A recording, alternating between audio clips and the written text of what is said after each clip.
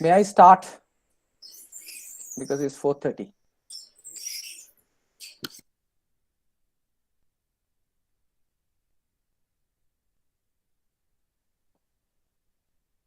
So, respected Dean of Science, Professor Tapati Dotto, my colleagues, my dear students, and all present today in the virtual platform of the Google Meet, as well as in the YouTube.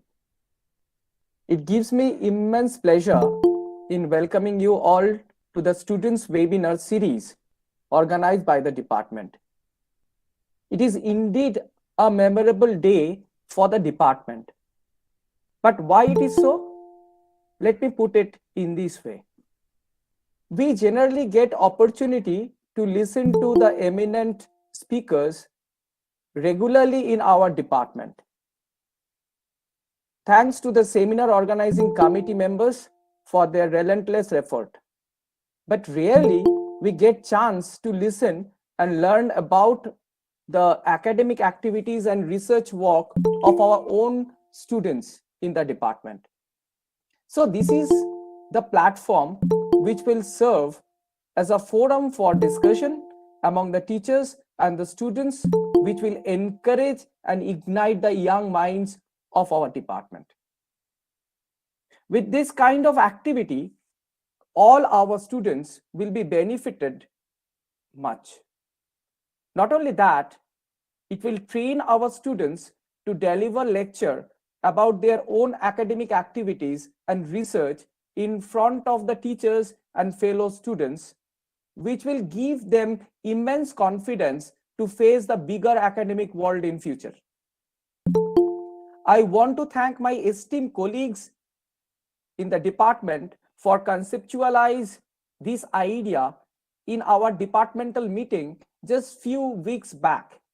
And we are very happy to implement it without any delay. I wish this kind of good practices should be continued in the department in future by the active participation of our beloved students and the faculty members. This forum is for students, for our students of the department. Here, the students are welcome to share their research and academic activities with us. I wish all the best and thank the organizers for the exciting future activities of this forum. Today, the first talk will be delivered by our dear Samarjit Chakraborty. Now, may I request his PhD supervisor, Dr. Sharbori Guho, to introduce the speaker, conduct the technical session, and propose the vote of thanks. Thank you all. Over to you, Dr. Guho.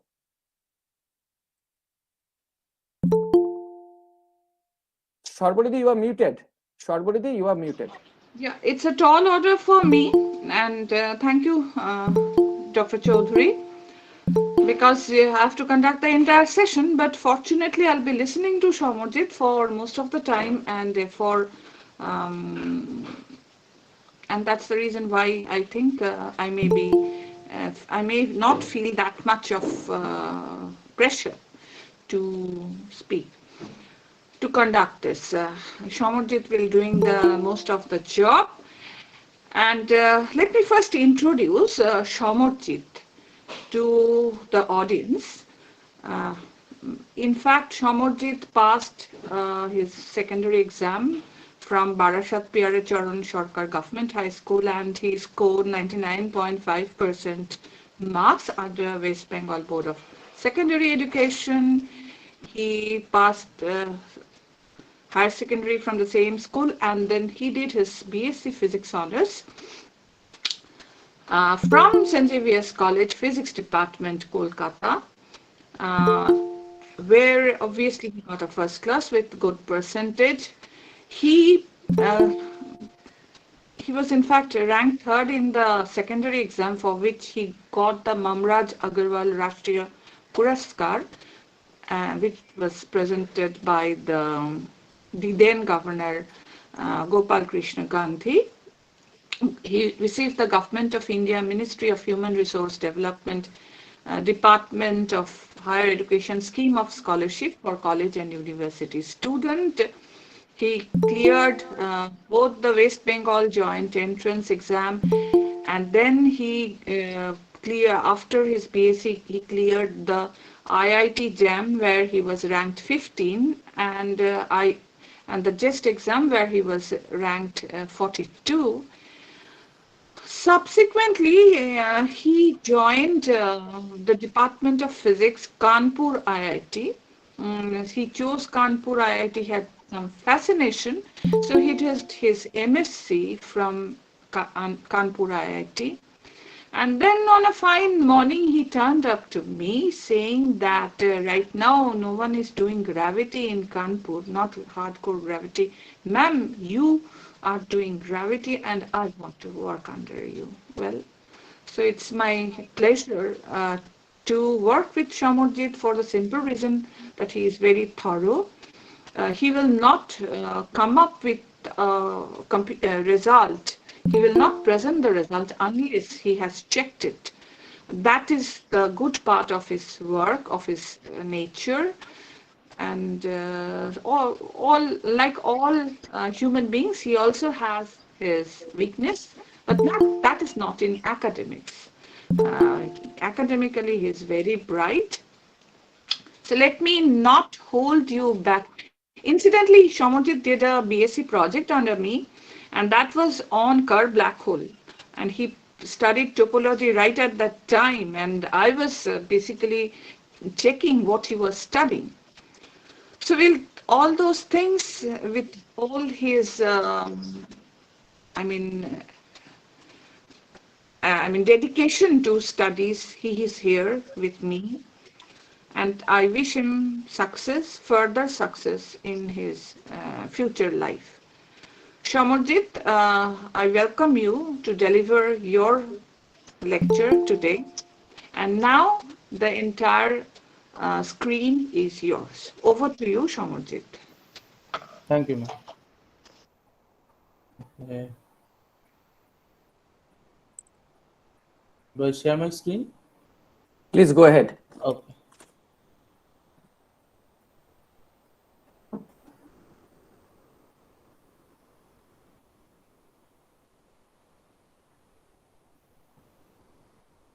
Can you see my screen right now? Yes, we can see. I can see. Thank you all for. Shamarjit, just a minute. Yes. After some time, you can switch off your video to reduce the bandwidth. Right, Okay? right. I am switching off it right now. Okay.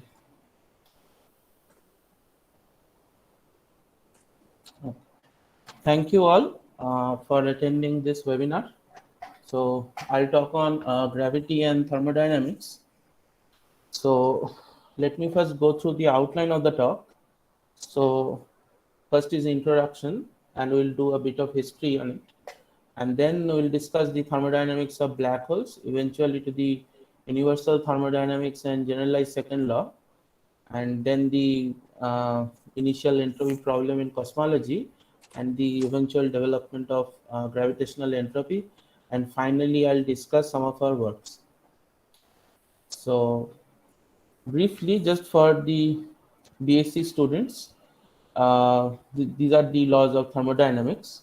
So the zeroth law gives us the concept of temperature, and the first law is essentially a sophisticated version of energy conservation. Second law gives us the idea of entropy, and third law is a system's entropy approaches a constant value as its temperature approaches absolute zero. Now, for those who do not know the general relativity, just physically, this is the Einstein's field equation, and the left hand side represents the geometry, and right hand side represents the matter part of it. And the basic idea is matter tells space-time how to bend, and that geometry dictates the matter how to move. And these are tensorial objects. You can think of Rij, Tij, these are matrices.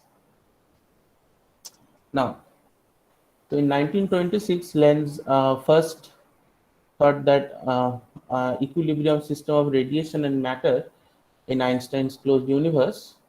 And eventually in 1928, Richard Tolman um, tried to uh, incorporate thermodynamics in general relativity. So the initial idea of Lenz was that the principles that he used are ordinary thermodynamics in flat space-time, and the condition of equilibrium in the universe was assumed to be the maximum entropy. However, in curved space-time, it is difficult to find suitable expressions of energy, and Lenz's treatment does not provide a general, nor necessarily a correct method of attacking this problem in curved spacetime.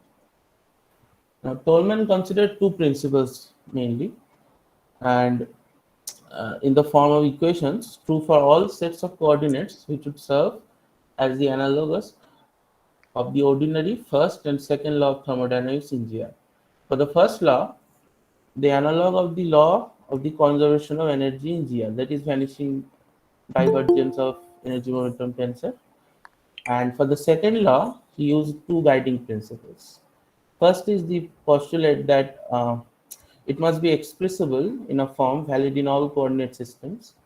And secondly, a more stringent requirement was it must be equivalent to the ordinary second law of thermodynamics in flat spacetime.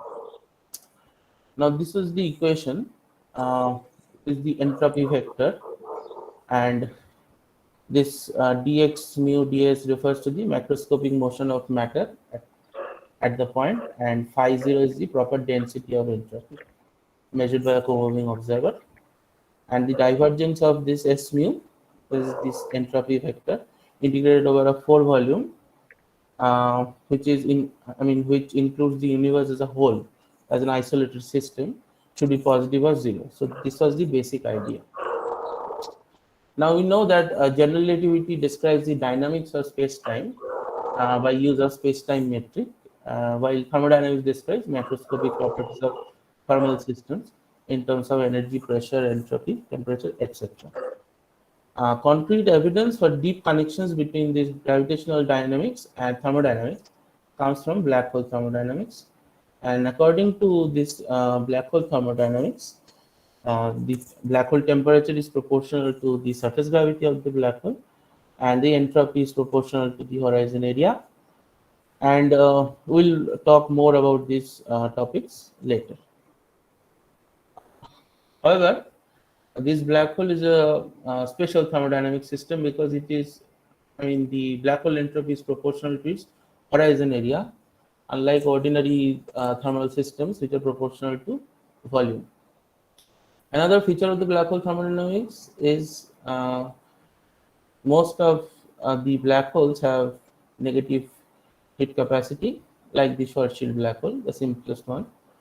And the geometric feature of black hole, that is temperature entropy, leads one to the conjecture that gravity might be an emergent phenomenon and is a coarse-graining description of some underlying microscopic degrees of freedom. And this idea was first proposed by Shakarov in 1967, and he basically said that space-time background emerges as a mean field approximation of underlying microscopic degrees of freedom, similar to a hydrodynamic system or a continuum elastic theory system. And finally, the introduction of Hawking-Wittgenstein entropy on the black hole event horizon yielded a complete development of the thermodynamic picture of GR, at least in the semi-classical regime, and it led to the famous information paradox. And Wittgenstein assigned an entropy function to the black hole in order to rescue the second law of thermodynamics, essentially. Now, in 1995, Ted Jacobson actually derived the Einstein's equations from the proportionality of the black hole entropy and the horizon area, assuming this relation delta k equal to TdS to be valid for all local Rindler causal horizons through each space-time point. And delta q is the energy flux and T is the en route temperature seen by an accelerated observer just inside the horizon. And in 1998, Hayward derived the unified first law of black hole dynamics, and Padmanabhan in 2002 formulated the first law on any horizon for a generally static spherical symmetric spacetime. Thus, the second law of thermodynamics can be implemented on a cosmological scale also by assuming that the universe is a closed system bounded by a horizon. So now, just for completeness, I have shown schematically how a black hole forms. So as the mass is increasing, the curvature in space-time is increasing, and if it goes beyond the limit, then it forms a singularity and an event horizon, and we call this a black hole. Now, black hole thermodynamics. Uh, so black hole physics provides at least two ways to violate or transcend second law of thermodynamics. The first one is the that information paradox, that if we throw something inside the black hole, then it completely disappears. So this actually violates the second law. And another way to violate the second law was proposed by Zeroth, where we tie an object with a string and lower that object towards the black hole, and then let the black hole absorb the radiation from the rest mass, and then we pull it back. So after this process is done, that much energy is being sucked into the black hole, and the work done is done against the black hole's gravitational force. So a complete conversion of energy into the work done is done, which is violating the second law. Now, in 1972, actually, Jacob Bekenstein argued that the only solution of this problem is if we give black holes entropy. So the black hole entropy plus the environment entropy always increases. And in the next paper, Bekenstein argued that the black hole area and entropy has similarities, like both of them always increase in any physical transformation. Floyd and Penrose also found similar results, and independently Christodoulou also found this. And then Christodoulou results are consistent with Penrose and Floyd, and in most of the processes, black hole area increases. Hawking also showed that a general proof that black hole surface area cannot decrease in any physical process. For a system of black holes, Hawking's theorem says the area of the individual black holes cannot decrease, and for two black holes merger, a twin black hole merger phenomena results in a single black hole formation, which has the area larger than the sum of the previous two black holes, area of the black holes. Now, from all the above authors and many others, it became clear that black hole area behaves like entropy. And in 1973, the four laws of black hole mechanics were proposed by Bardeen, Carter, and Hawking, where they argued that area of the black hole and surface gravity resembles the entropy and the temperature, respectively, of that black hole. And in 1974, Hawking showed by applying quantum mechanics that black holes are not cold but hot objects. Classical black holes are supposed to be cold objects, but in semi-classical physics, they do radiate, and that is Hawking radiation, and they evaporate eventually. In classical physics, black holes are eternal objects. So this paper actually established the surface gravity as a measure of the physical temperature of black hole, and this became the final cornerstone for the laws of black hole thermodynamics. This is the original paper. This is a snapshot of that paper, 1973, where the four laws of black hole mechanics were proposed by Bardeen, Carter, and Hawking. Now, let me state the laws. The zeroth law is the surface gravity of a stationary black hole is constant over the event horizon. So those who do not understand or do not know, the surface gravity, you can think of it as small g. So it is uniform over the surface of a planet. So like that, kappa is uniform over the event horizon of the black hole. And the first law is basically the energy conservation. This is the area, angular momentum, and charge. This also relates to the No-here theorem, we'll discuss that later. So this kappa by 2 pi is actually temperature, and A by 4 is actually the um, entropy. Second law is the area A of the event horizon of each black hole does not decrease with time, that is delta is greater than 0, and as I mentioned before, in the merger event, the final black hole's area is greater than equal to sum of the previous two black holes. And the third law is it is impossible by any procedure, no matter how idealized, to reduce the surface gravity to 0 by a finite sequence of operations. So surface gravity cannot be 0. Now the no-here theorem. So briefly, any black hole can be completely characterized by only three externally observable classical parameters: mass, electric charge, and angular momentum.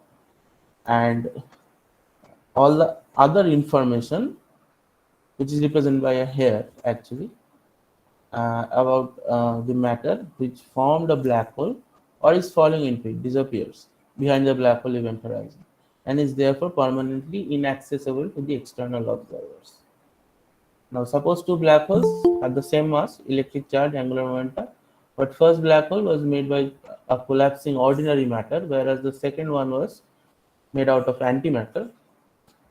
Then this conjecture states that they will be completely sorry, they will be completely indistinguishable to an observer outside the event horizon. And as I already mentioned, this is the black hole entropy, and black hole entropy must be assigned in order to rescue the second law of thermodynamics.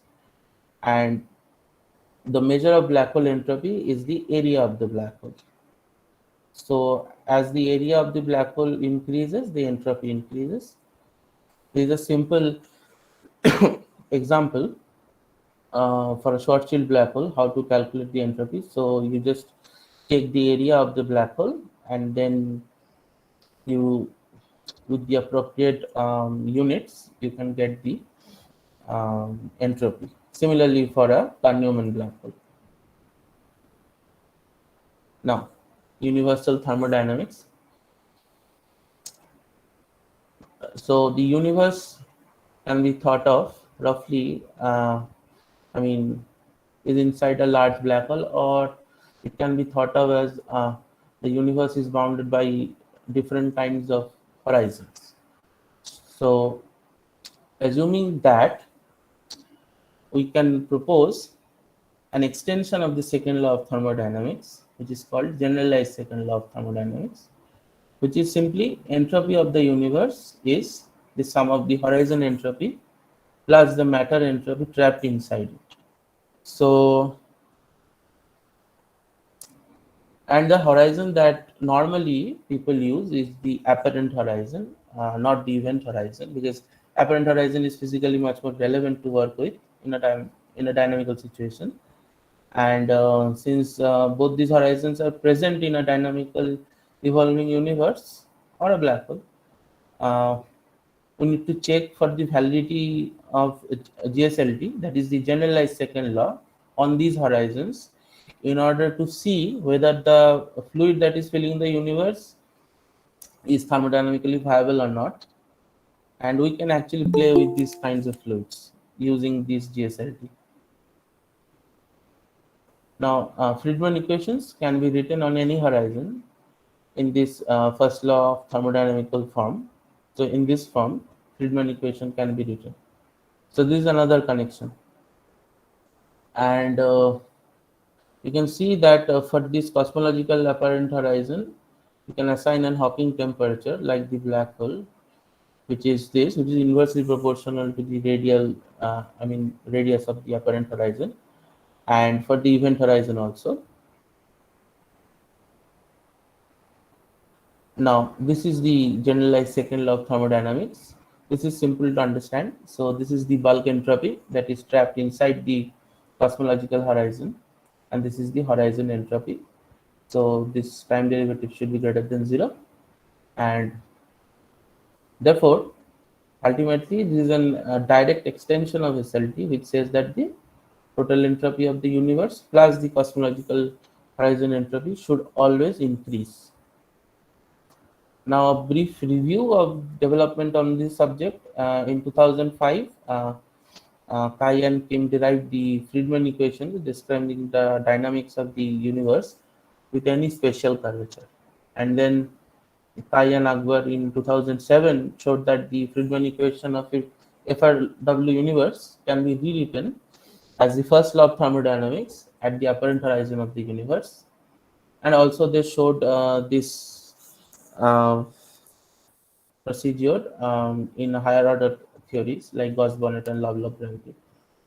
And again in 2007, Kai and Kao showed that the unified first law proposed by Hayward for the outer trapping horizons of a dynamical black hole could be applied to the apparent horizon of a FRW universe in Einstein's theory and its extensions to higher order high dimensional theory like Lovelock theory and the scalar tensor theories.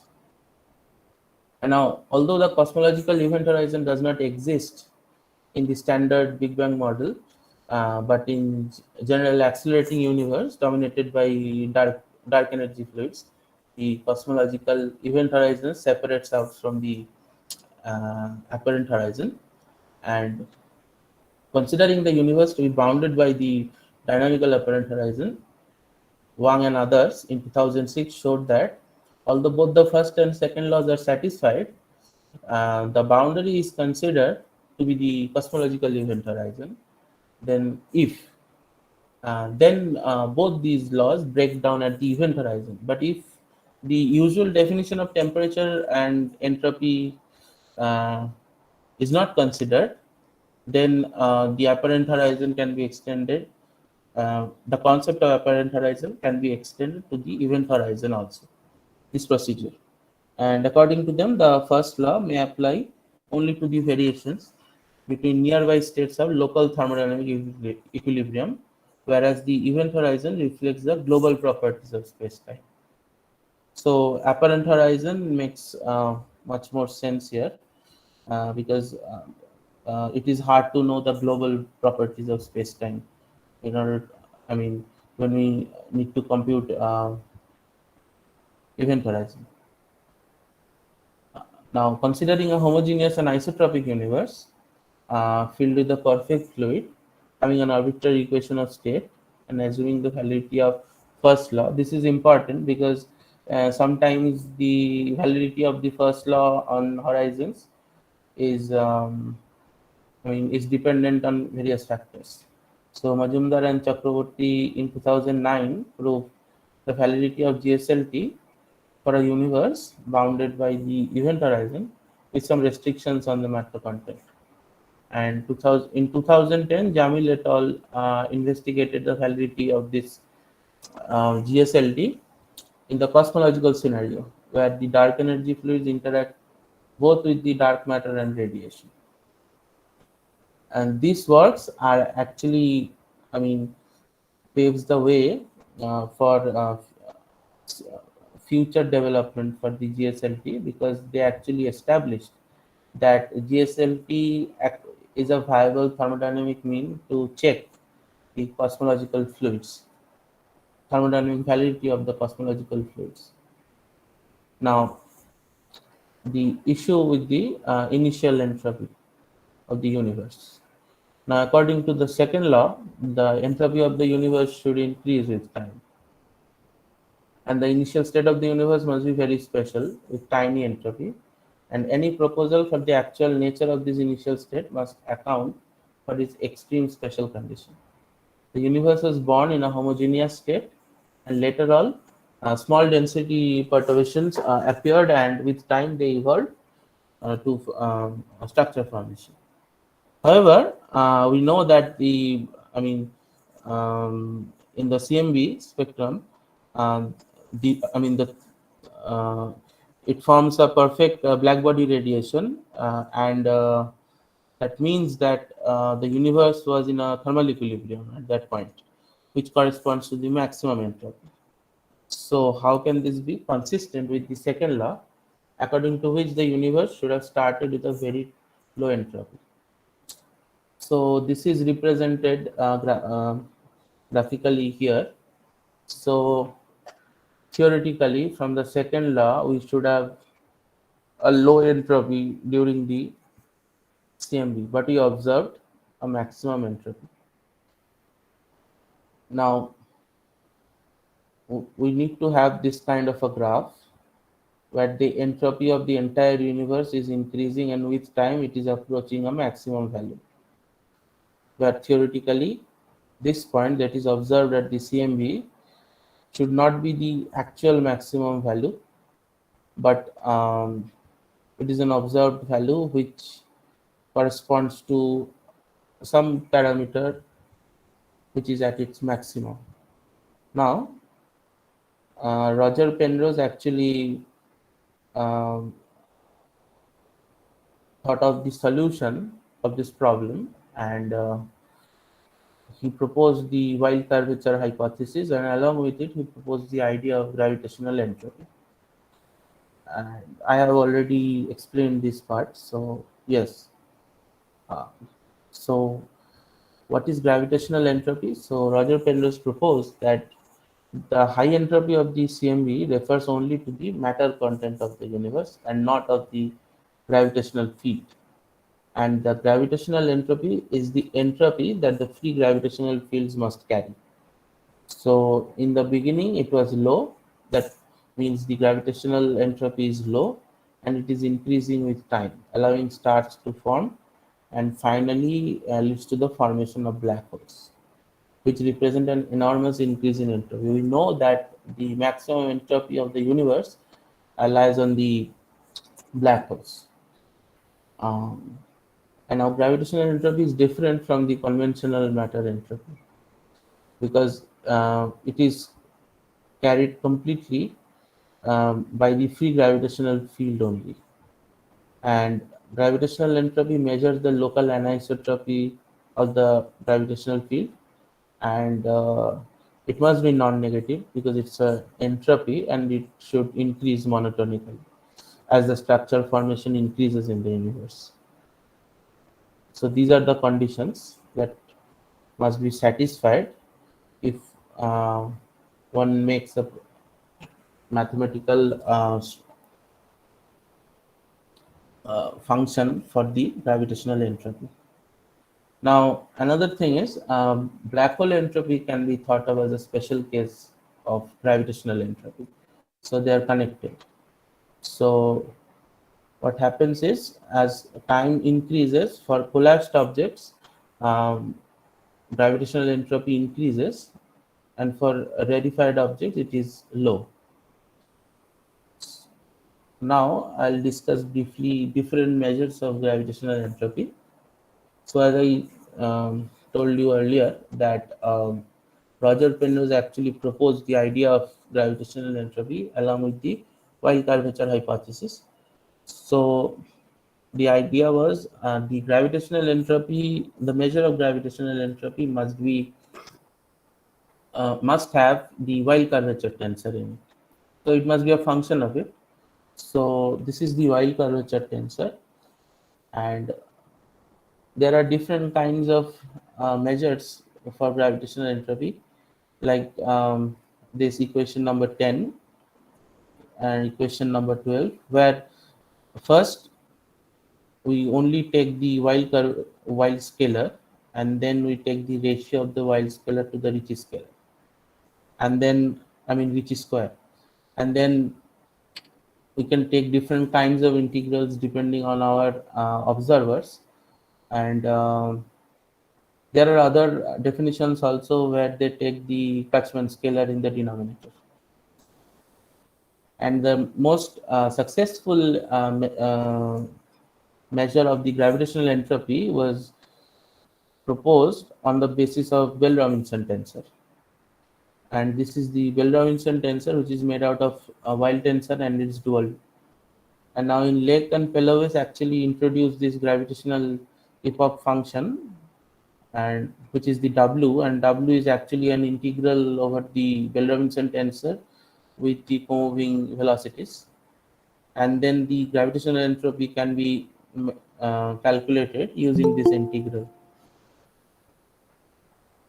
And now this epoch function, as I said, it can be decomposed into two parts. This is the E is the electric part of the Weyl curvature, and H is the magnetic part of it. And this W can be thought of as a super energy density. And this actually carries the energy density for the free gravitational field.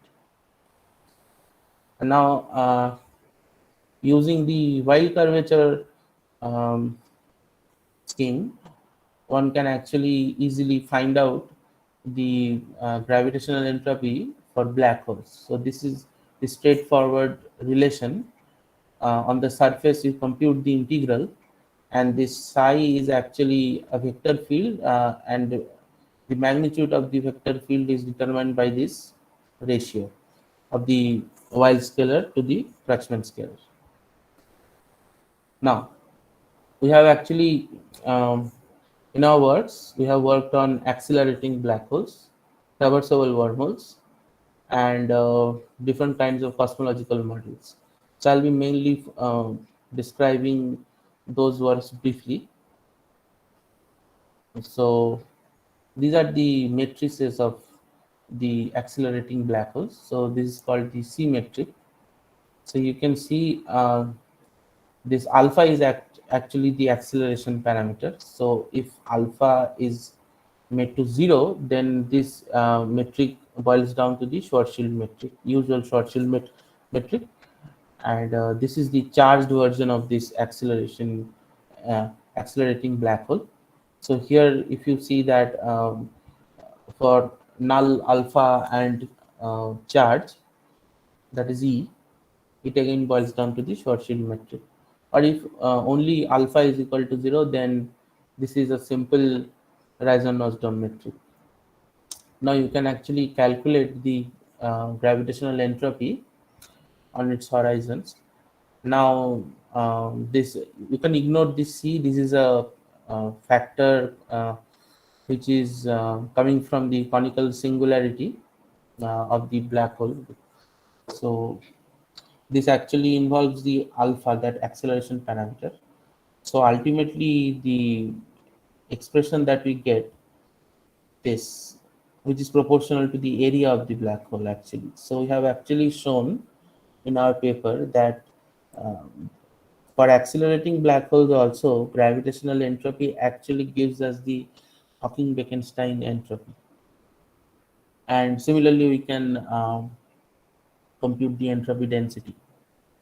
There are two different kinds of horizons here. One is the event horizon and another is the acceleration horizon. So this is a kind of a Rindler horizon actually. Similarly, for the rotating accelerating black hole, we can calculate the entropy and the entropy density. And here also you can see that it resembles the Hawking-Bekenstein entropy. Now, um, I'll briefly go through the procedure of the uh, uh, another proposal based on the Bell-Robinson tensor. This is the CET proposal. In 2013, actually, Clifton, Ellis, and Tavakol actually proposed this gravitational entropy. So as I mentioned earlier, the epoch function is like this. So we can also call this super energy, then super energy for the free gravitational field.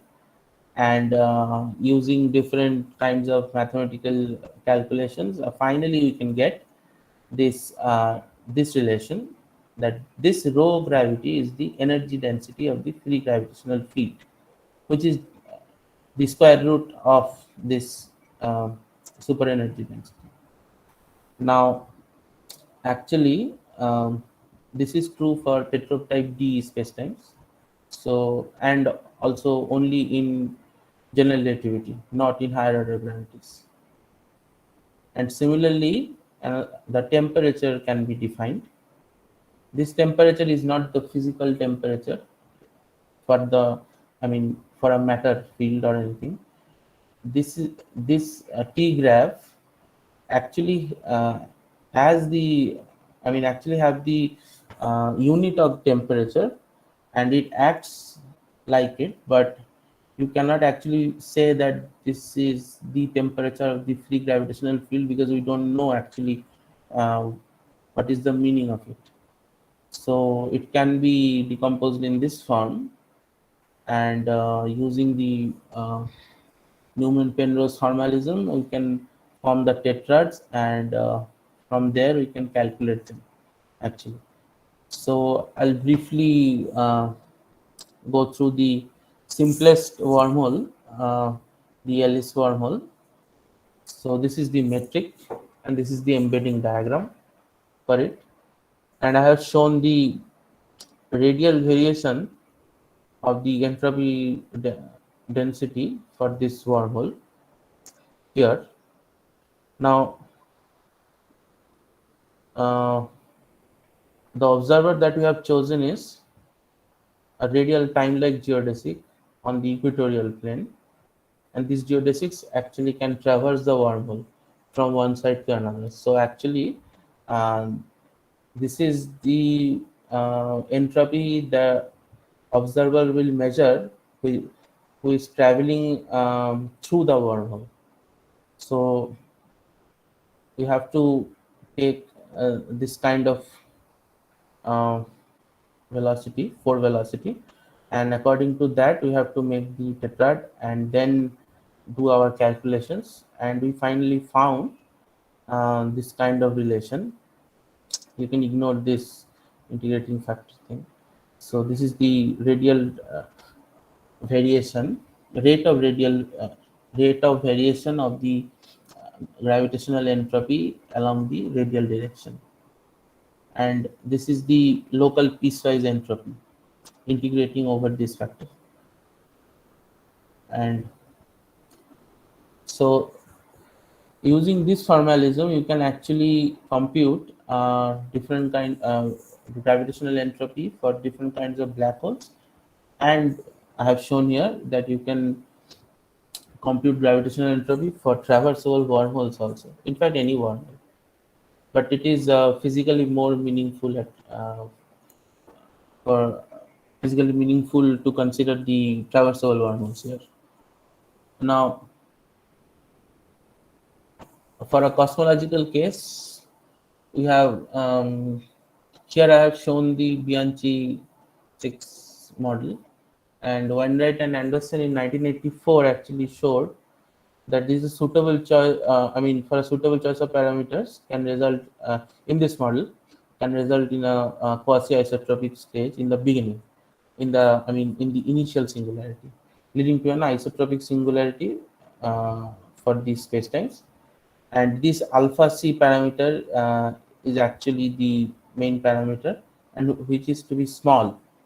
If it is 0, then it boils down to the FRW model, and there are different kinds of parameters here to describe different kinds of physical properties, but this is a Petrov type 1 spacetime, that is this is algebraically general.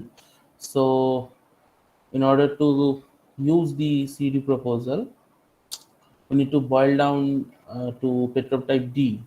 So we have chosen gamma equal to 4 by 3 and then reduce the metric according to that algebraic classification, and then we have computed this super energy density, and using these four vectors uh, which are along the wild principal tetrads, and then we have finally found the free gravitational the energy density for the free gravitational field, which is directly proportional to that factor alpha c. So if alpha c is 0, then rho gravity becomes 0. So for flat space-time or FRW case, the gravitational entropy becomes 0 for a purely flat case, and the gravitational temperature is inversely proportional to the time. So during the beginning it blows up, and as t tending to infinity it goes down to 0. So finally the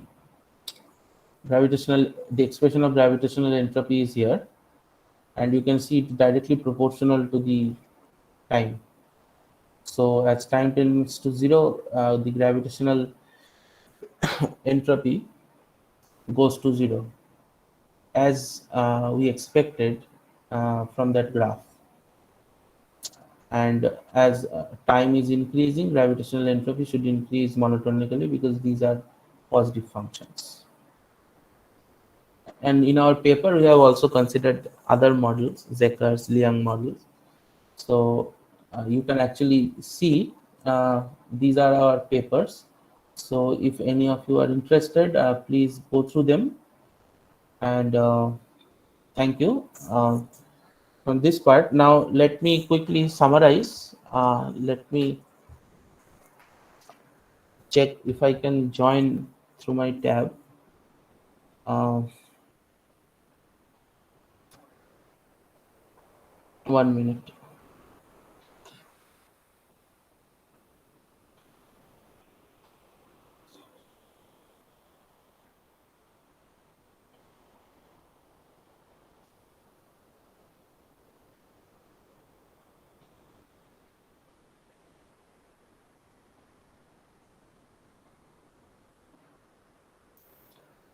Okay, I need to unshare this, I think. And You remain logged in from this. Yeah. yes, yes.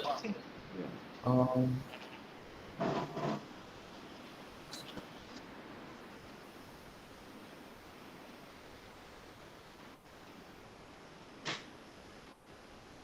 okay. Um,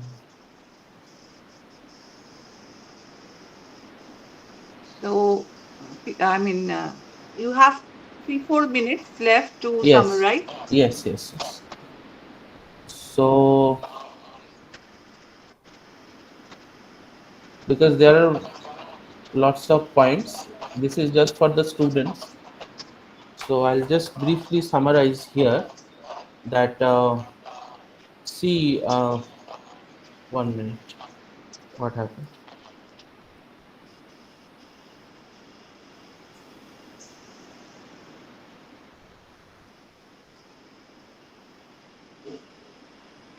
Yeah.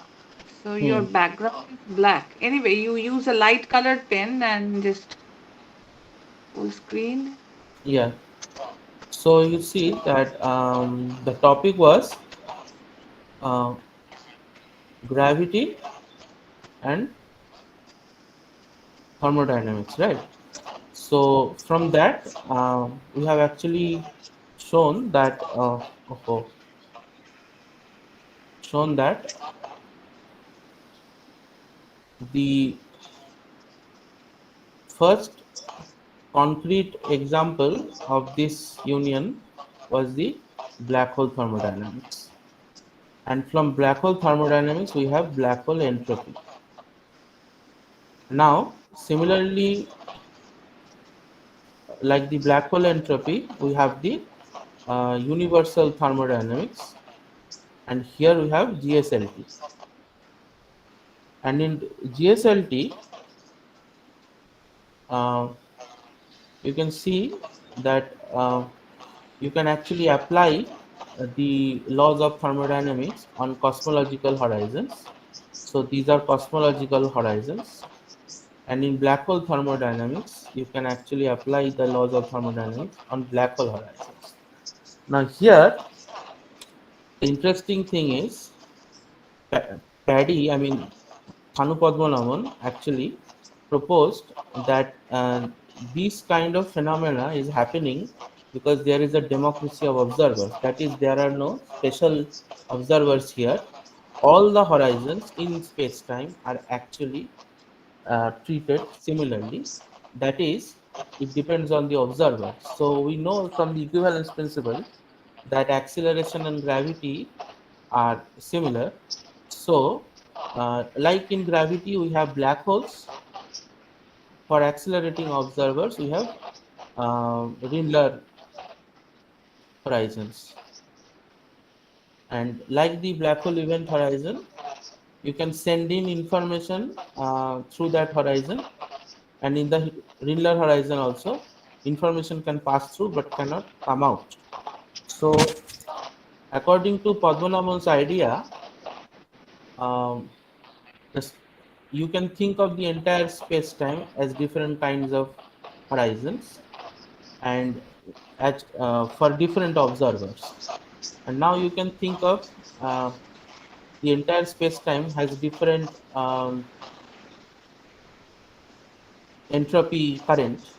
So there is a net entropy current throughout the system, and then you can you can think the entire space-time as a kind of an elastic solid object or something, and inside it there is a net entropy current flowing, and in each point there is exchange of heat, and at each surface there is a temperature.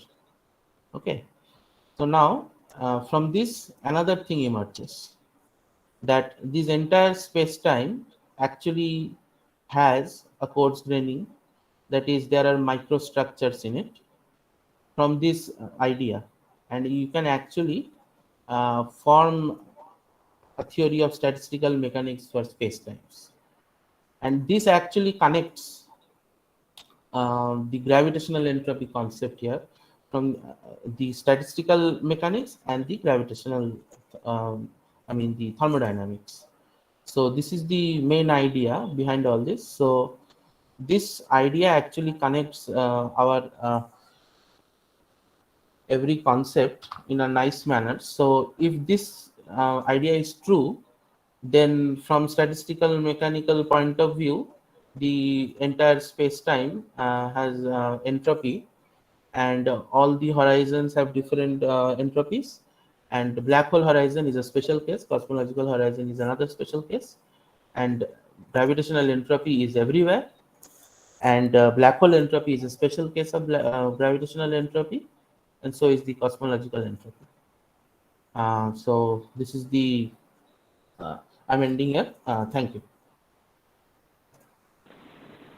Thank you, Samarjit, for your enlightening talk. And I must say that the later part, when you used your pen to explain things to the students, it only proved how deep is your study. I must say that more than the PowerPoint presentation, it was this part which was far more interesting. Anyway, thank you for introducing our students to all these concepts. I invite questions, if there are any, from the students. Anyone who wants to ask a question to Samarjit, please unmute yourself and ask the question.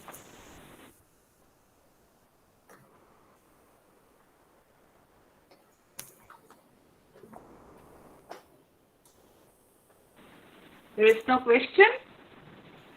Think over it if you have anything to ask. No?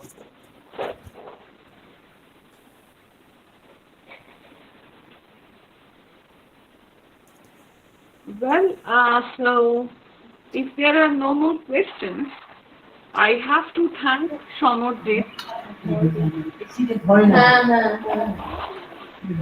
Maybe, no, I just thought maybe Chakraborty, I wanted to just make a comment that if our students want, maybe if Samarjit provides his email ID or something, if they, sort of mull over it and come across something which they want to ask, they could probably talk to him over email or.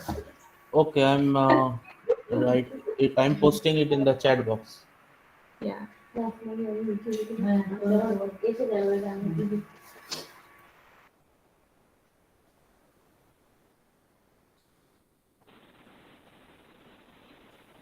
Okay, so once again, since there are no direct questions and no one is in a mood to ask a question at this moment, so thank you, Father, for being with us, and please be with us in the coming time. Next, person who has always supported us is the Vice Principal of Arts and Science Department, the Faculty of Arts and Science, Professor Bartram da Silva. Thank you, Professor da Silva, for supporting us in all our endeavors. It is my pleasure to thank all members, all colleagues of our department, the Physics Department of St. Xavier's College, Kolkata, in their pursuit of excellence and research, teaching and research, and encouraging all small innovative idea that the department or some colleague has put forward. The entire department has supported. So please keep supporting us as you have done always.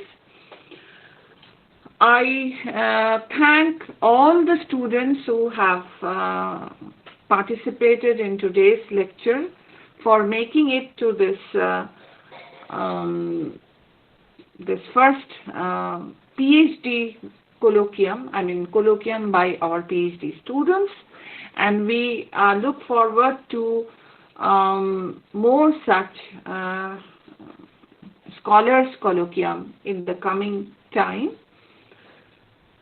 Last but not the least, it is my pleasure to thank Mr. Ashadul Haldar, who is a PhD scholar who has submitted his thesis and just waiting for his thesis results to come from the thesis examiners, for taking the initiative to arrange today's webinar. I wish Ashadul all the best for his future life, and thank you, and be with us whenever you can, even when you leave the department. So, and finally, before I conclude, our ever energetic head of the department, Professor Dr. Indranath Chaudhary, who is always trying to do something innovative in the department. We also thank whoever who provides support with the YouTube arrangement, all those who have been working to make this webinar a success. Thank you all, and please join with us in the next departmental webinar. In fact, the next one is coming on Monday, the National Science Day celebration. So be with us on Monday to attend the National Science Day program of the Department of Physics. Thank you all. Thank you, Chakraborty, for conducting the entire technical session and propose the vote of thanks. Now, may I request all of you to switch on your camera such that we can have a photograph, because it's a historic moment for the department. I think that this should be captured. Please switch on your camera.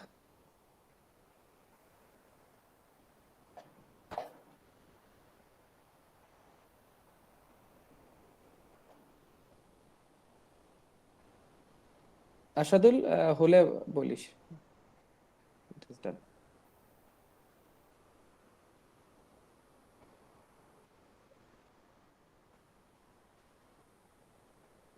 Kindly switch on your camera.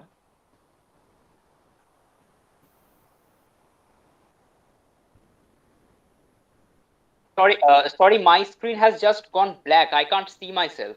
It has just gone dark totally. Sorry. The lighting, there's some problem with the lighting. Others. Uttaran, you can be seen. I can see a few of my colleagues, and Uttaran and Samarjit and Ashadul, and what about the others? Yeah, Monojit, I can see you.